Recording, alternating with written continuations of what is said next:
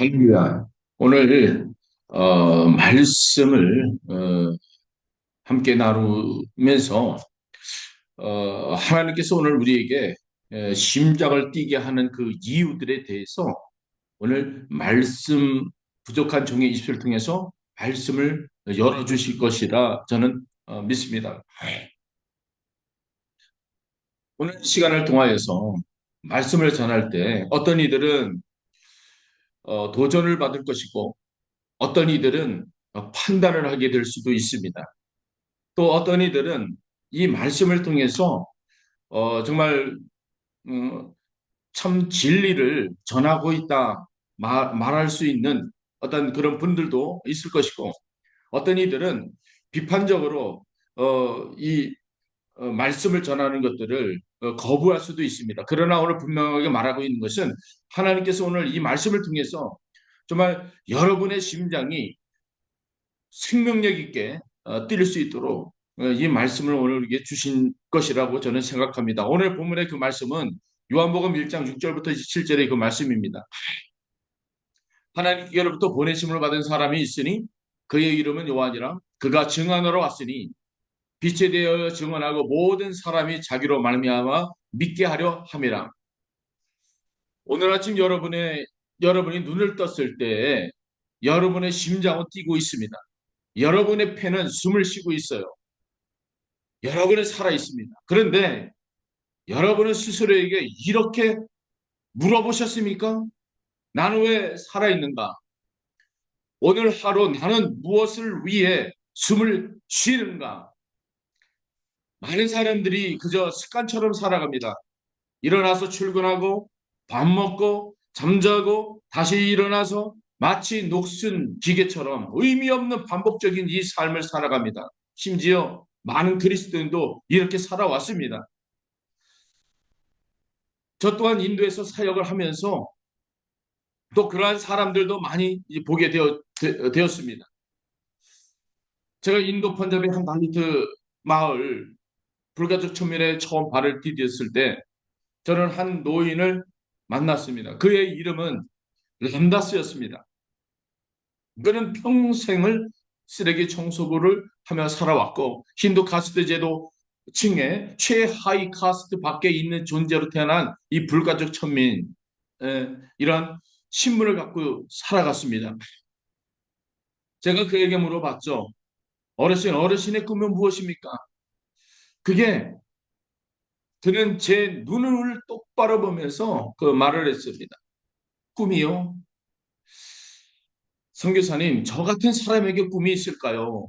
또 꿈을 가질 자격이 있습니까? 저는 제 생에 죄를 많이 지어서 이렇게 태어났다고 배워왔습니다.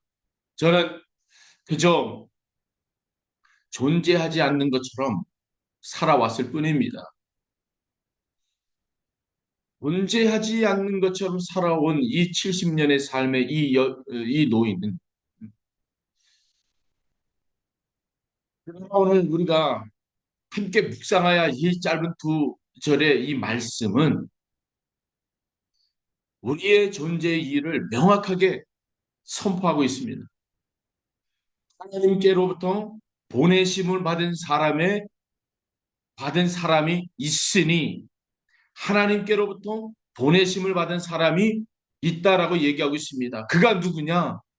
요한이라고 얘기하고 있습니다. 요한은 하나님께서 보내심을 받아서 누구에 대해서 빛에 대하여 증거하고 이 빛은 어둠을 비치는 빛에 대하여 증거한다. 이 어둠을 비친다는 것은 생명력이 있다고 하는 거예요. 많은 사람들이 어둠 속에 방황하고 죽어가고 있다고 하는 것들을 말하고 있는 겁니다. 그래서 요한이 빛에 대하여 증거하기 위해서 왔다. 바로 그가 눈에 예수 그리스도의 그 생명의 부활이 세상에 죽어가는 영혼들을 살리기 위해서 그 빛에 대하여 증언하러 왔다. 바로 누구냐? 하나님으로 보내심을 받은 사람, 바로 예수 그리스도에 대해서 말하고 있는 겁니다. 그가 누구냐? 하나님과 함께하고 계셨던 분, 그는 하나님과 동등됨을 취하지 아니하시고 이 땅에 오셔서 자기를 내어 던지신 분, 바로 그분을 대해서 증언하는 사람이다라고 말하고 있는 거예요. 여러분 잘 들으십시오. 이것은 단순히 세례 요한 이 한 사람에 대한 이야기가 아닌 거예요. 이것은 여러분들에 대한 이야기인 겁니다. 나에 대한 이야기이고, 그리고 남다스 같은 사람에 대한, 이 노인에 대한 이야기인 겁니다. 하나님께서는 이 우주에 존재하는 이 수십억 명들 사람들 가운데서 여러분을 선택하셨습니다. 당신이 어떤 사람이든 간에, 여러분이 과거에 얼마나 더럽든지 간에, 당신이 얼마나 많이 실패했든지 간에 하나님께서는 여러분을 이 땅에 보내셨다는 거예요. 세례 요한을 보십시오. 그는 광야에서 살았습니다. 그는 메뚜기와 이 석청을 먹었습니다. 그는 편안한 침대에도 에어컨에도 좋은 차도 없었습니다. 그러나 그에게는 한 가지 분명한 것이 있었습니다. 그는 확실한 이 사명이 있었다는 거예요. 오늘 말씀해 보니까 그가 증언하러 왔으니 이 빛에 대하여 증언하고 모든 사람이 자기로 말미암아 믿게 하려 함이다라고 얘기했습니다. 누구를? 자기로 인해서 예수 그리스도를 믿게 하려 함이다. 하나님의 언약의 약속이 그분을 통해서 이루어지기 위해서 이 땅에 보내오신 분인 것을 믿게 하려 함이다. 이것이 그의 존재 이유였다는 거예요. 이것이 그의 심장을 뛰게 하는 이유였습니다. 그리고 이것이 우리가 인도 선교지에서 발견한 진리인 것. 우리는 그저 좋은 일을 하러 간 것이 아닙니다. 우리는 하나님께로부터 보내심을 받아 인도 땅으로 들어왔습니다. 빛을 증언하기 위해서, 모든 사람이 믿게 하기 위해서 인도에 와서 사역을 하고 있는 거예요. 여러분, 제가 오늘 여러분에게 전하고자 하는 이 메시지는 간단합니다. 이 메시지를 들으면서 예, 여러분들의 마음이 예수의 생명력으로서 살아나기를 원합니다. 오늘 이 메시지가 여러분의 삶을 송두리째 뒤집어 놓는 이 메시지가 되기를 원합니다. 누군가는 이 메시지를 듣고 판단하겠지만, 누군가는 이 메시지를 듣고 송두리 때 여러분의 삶을 뒤집어 놓는 삶의 변화가 나타나기를 원합니다. 영원히 숨쉬는 이유는 단 한 가지입니다. 예수 그리스도를 증언하기 위함인 것입니다. 여러분, 제가 여러분에게 한번 물어보겠습니다. 지금 이 순간에도 세상 어딘가에는 한 청년이 자살을 시도하고 있습니다. 왜입니까? 그는 어둠 속에 있기 때문인 겁니다. 바로 그 한 영혼들을 위해서 지금 우리는 당장 무릎을 꿇어야 할 그 이유가 있는 거예요. 그들이 이 어둠 속에서 정말 빛을 보지 못했기 때문에 그 한 영혼이 죽어가고 있다는 그 한 영혼의 이 절규를 우리는 심장으로 들어야 하고, 우리의 귀로 들어가야, 우리의 마음으로 들어야 하고, 예수의 그 생명력이 우리의 삶 속에 들어갈 수 있도록 우리가 살아가야 하는 겁니다. 인도에서 제가 만난 한 젊은이는 수레시라고 하는 사람이 있습니다. 그는 대학을 졸업을 했지만 그가 달리트 출신한 이유로 수백 번의 취업을 거절을 당했습니다. 그는 제게 말합니다. 성교사님, 저는 인도 헌법상 평등한 시민입니다. 하지만 제 이름을 보는 순간, 제 성을 보는 순간 사람들은 고개를 돌립니다. 저는 보이지 않는 사람입니다. 존재하지 않는 사람입니다라고 말을 합니다. 지금 이 순간에도 어떤 어머니가 마약에 중독된 아들을 보며 눈물을 흘리고 있을 수도 있습니다. 지금 이 시간 어떤 어머니와 어떤 아버지가 자기의 죽어가고 있는 아들의 모습과 또 딸의 모습과 방황하고 세상에 소망을 놓고 살아가는 것을 보면서 방 안에서 눈물을 흘리며 기도하는 분들이 있을 것입니다. 인도의 펀잡에서 제가 만난 한 어머니는 세 아들을 모두 매학으로 잃었습니다. 펀잡주는 인도에서 가장 부유한 주 중에 하나이지만 동시에 가장 높은 마약 중독률을 보이고 있는 이 지역입니다. 그의 어머니는 제 손을 붙잡고 울면서 말합니다. 목사님, 우리는 모든 기독교 지도자들 이렇게 부릅니다. 제 아들은 왜 이렇게 되었습니까? 제가 무슨 죄를 지었습니까? 요한복음 1장 5절 말씀하지 않습니까? 빛이 어둠에 비치되 어둠이 깨닫지 못하더라. 여러분, 이것이 인류의 비극인 겁니다. 비 왔는데 사람들이 여전히 어둠 속에 있다. 구원자가 오셨는데 사람들이 여전히 멸망의 길을 걷고 있다. 이거예요. 인도에 14억의 인구가 있습니다. 그 중에 기독교인이 2.3%입니다. 나머지는 13억 명 이상이 되는 예수 그리스도를 모르고 살아가고 있는데 그들은 어둠 속에 있다는 겁니다. 그런데 그 더 비극적인 것이 무엇인지 아십니까? 빛을 아는 사람들이 침묵하고 있다는 거예요. 한국에는 1200만 명의 이상의 기독교인들이 있습니다. 그런데 인도에 파송된 한국 선교사가 몇 명입니까? 전 세계 2만 7천 명의 한국 선교사가 있지만 14억 인구의 인도에는 수백 명에 불과합니다. 여러분의 직장 동료가 지옥으로 가고 있는데 여러분은 점심 식사 때 날씨와 예? 여러분들이 무엇을 먹을까 고민하고 있습니다. 여러분의 자녀들이 여러분의 형제들이 지옥으로 가고 있는데 여러분들은 안중에도 없고 오직 나 하나 개인 구원에 초점에 맞춰져 있고 성경은 날마다 그 한 영혼을 살리라고 생명의 그 말씀으로 날마다 우리에게 꿈틀거리로 말씀하고 있지만 여러분의 귀들은 막고 있고 여러분의 시야는 세상을 향해서 바라보지 못하고 오직 자기를 향해서 바라보고 있는 것. 형제 자매 여러분, 여러분의 자녀들은, 여러분의 형제들, 부모들은, 여러분의 이웃들은, 여러분의 친척들은 우리는 지금 지옥으로 가고 있습니다. 저는 오늘 이 말씀을 통해서 오늘이 마지막 설교인 것처럼 설교를 합니다. 왜요? 지금 우리의 이웃들이 지옥으로 가고 있기 때문에 저는 지금 의의적으로 말하고 있는 것이 아닙니다. 저는 문자 그대로 말하고 있습니다. 예수 그리스도를 믿지 않는 사람들은 멸망의 길을 걷고 있는 거예요. 요한복음 3장 18절은 분명히 말하고 있습니다. 그를 믿지 아니하는 자는 벌써 심판을 받은 것이니 선교학자 레슬리 루비기는 인도에서 40년간의 선교 사역을 하면서 다원주의 사회에서의 이 복음이라고 하는 이 책을 한 권을 내놨습니다. 그는 이렇게 그 책을 통해서 이 경고를 했는데 복음을 단순히 많은 종교적 선택지 중 하나로 제시하는 것은 복음을 배신하는 것이다.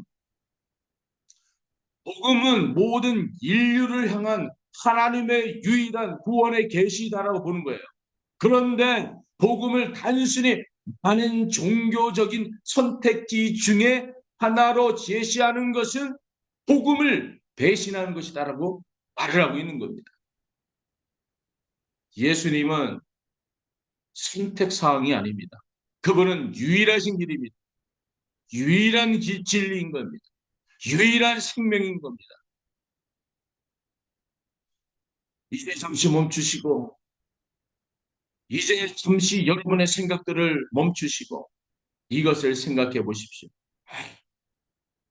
하나님께서 버리신 것이 무엇인가? 하나님께서 버리신 모든 것이 무엇이냐라고 해요. 한 영혼을 살리기 위해서, 한 영혼을 귀하게 여기기 위해서 자신의 권위까지도 다 내려놓고 인간의 몸으로 이 땅에 오셨다는 것. 그것이 얼마나 놀라운 역사인 겁니까?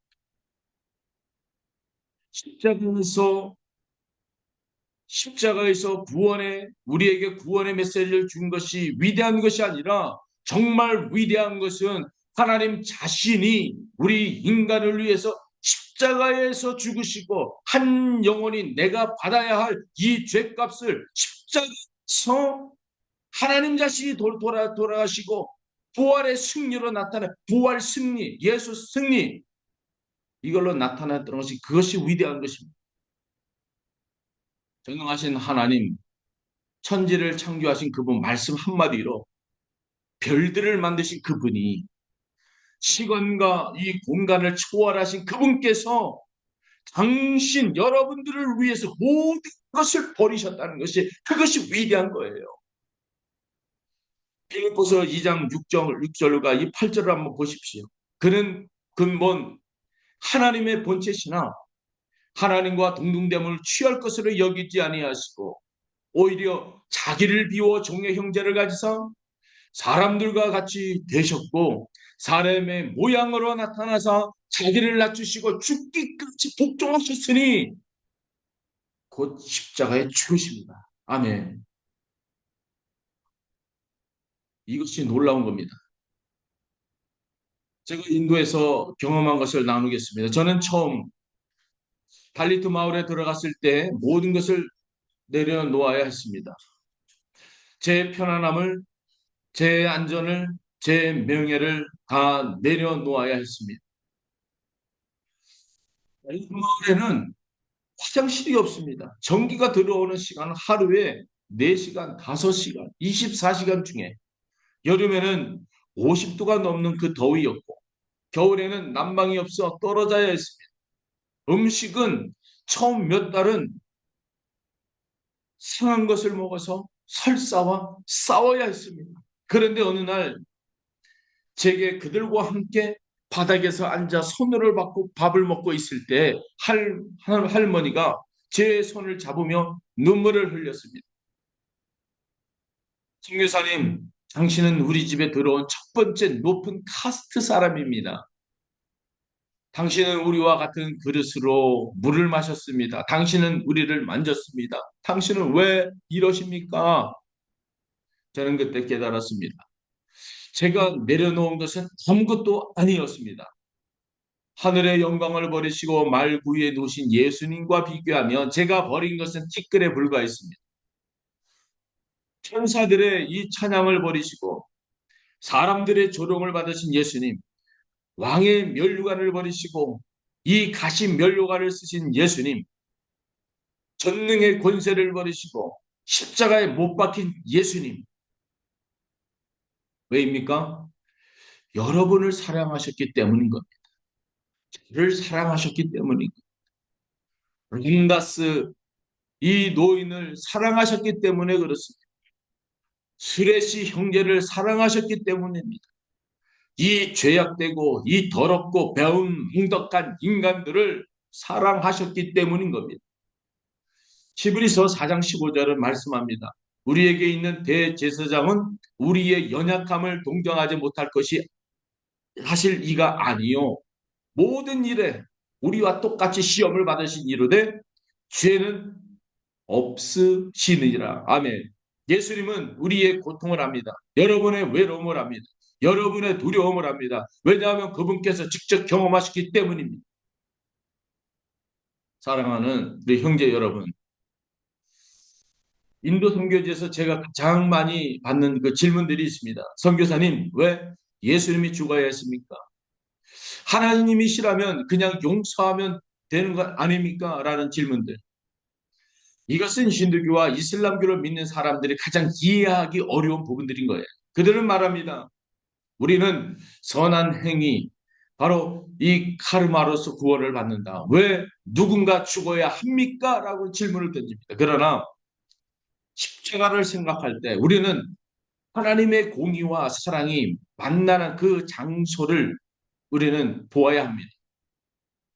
이사야서 53장 그 5절은 예언했습니다.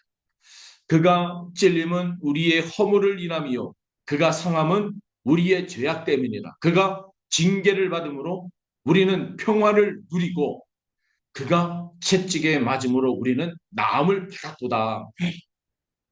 선한 행위가 아닙니다. 카르마가 아닙니다. 네. 영혼을 살리기 위해서 누군가는 반드시 그 죄값을 치러야 하고 그 죄값을 대속해야 하는데 그것이 바로 예수님께서 하셨다는 겁니다. 하나님 그 자신이 성교학자 그 존 스토드는 십자가에 도해서 이렇게 말합니다. 십자가는 하나님의 거룩한 사랑이 표현되는 장소다. 거기서 하나님의 공의와 공률이 만났고 하나님의 심판과 구원이 하나가 되었다라고 말하고 있습니다. 고린도 후서 5장 21절이 바로 이 말씀을 뒷받침하고 있는데 하나님이 죄를 알지도 못하시는 이를 우리를 대신하여 죄로 삼으신 것은 우리로 하여금 그 안에서 하나님의 의가 되게 하려 하심이다라고 말하고 있는 겁니다. 제가 람다스가 할아버지에게 이 구절을 읽어주었을 때 그는 처음에는 이해하지 못했습니다. 힌두교에서는 자신의 까르마와 이 업보를 자신이 갚아야 하는 거예요. 근데 다른 사람이 대신 짊어질 수가 없습니다. 그래서 저는 그에게 이렇게 말을 했어요. 할아버지께서 70년 동안 쓰레기를 치우셨죠? 왜 할아버지가 그 일을 하셨습니까? 라고. 그분은 이렇게 말하면 저는 불가촉 천민으로 태어났으니까요. 라고 답을 합니다. 그렇습니다. 할아버지는 선택할 수가 없었습니다. 다른 사람의 더러움을 치우는 것이 할아버지의 운명이었습니다. 그런데 제가 할아버지한테 물었습니다. 예수님께서 선택하셨습니다. 그분은 할아버지의 죄를, 제 죄를, 모든 사람의 죄를 대신 짊어지기로 자발적으로 선택하셨습니다. 그분은 할아버지가 치울 수 없는 마음의 더러움을 치우시기 위해서 오셨습니다. 그때 람다스 할아버지는 눈에서는 눈물이 흘러내렸습니다. 그분이 저를 위해 자발적으로 그분이 저를 위해 자발적으로 오셨다. 그분이 저를 위해 자발적으로 오셨다. 그 말을 반복하면서 눈물을 흘러내리기 시작했습니다. 로마서 5장 8절은 말씀하고 있어요. 우리가 아직 죄인 되었을 때 그리스도께서 우리를 위하여 죽으심으로 하나님께서 우리에 대한 자기의 사랑을 확정하셨다라고 말하고 있습니다. 이것이 그리스도 안에서 은혜인 것입니다. 십자가의 죽으심. 그러나 십자가가 끝이 아닙니다. 감사하게도 죽음이 끝이 아닌 거예요. 사흘째 되던 날에 어둠이 가장 깊었던 그때에 무덤이 열렸습니다. 형사가 선포했습니다. 그가 여기 계시지 않고 그가 말씀하신 대로 살아나셨느니라. 아멘. 마태복음 28장 6절에 말씀하고 있는 거예요. 형제자매 여러분, 제가 인도 선교지에서 가장 감동적이었던 순간을 나누겠습니다. 람다스 할아버지가 예수님을 영접한 지 3개월 된 후에 부활절 새벽 예배가 있었습니다. 그날 아침 4시에 달리트 교회에서 한 100여 명의 성도들이 모였습니다. 대부분 달리트 출신들은 가난하고 사회로부터 버림받고 또 소외된 자들이었습니다. 그런데 람다스 할아버지가 일어나서 간증을 시작했습니다. 그분의 이 간증은 처음에 시작하기를 형제 자매 여러분, 저는 70년 동안 죽어 있었습니다. 살아 있었지만 죽은 사람이었습니다. 그런데 예수님께서 부활하셨다는 소식을 듣고 저도 살아났습니다. 예수님께서 죽음을 이기셨기 때문에 저도 제 카르마로 이길 수 있습니다. 예수님께서 무덤에서 나오셨기 때문에 저도 제 카스트에서 나올 수 있었습니다. 할렐루야. 이러한 놀라운 간증을 하는 겁니다. 예수를 믿는 사람들은 자신 안에 갇혀 있었던 이 울타리의 경계를 뛰어넘는 생명력의 운동력이 작동이 되는 겁니다. 하나님의 말씀은 운동력이 있어서 좌우에 날던 어떤 것보다도 예리하여 혹과 영과 관절 골수 찔러 쪼개까지 그 말씀의 능력이 예수 그리스도를 믿을 때 그 예수가 내 안에서 작동하시는 거, 말씀이 작동하시는 거, 그래서 나의 경계를 뛰어넘게 하시는 거. 고린도전서 15장 17절, 17절과 20절에 그리스도께서 다시 일어나신 일이 없으면 너희의 믿음도 헛되고 너희가 여전히 죄 가운데 있을 것이요. 그러나 이제 그리스도께서 죽은 자 가운데서 다시 살아나사 잠자는 자들의 첫 열매가 되셨도다. 아멘.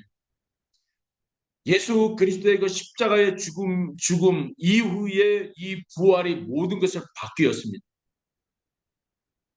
부활은 이 죽음이 패배했다는 이 선포인 거예요. 부활은 모든 이 카르마를 깨뜨려 파쇄했다는 겁니다.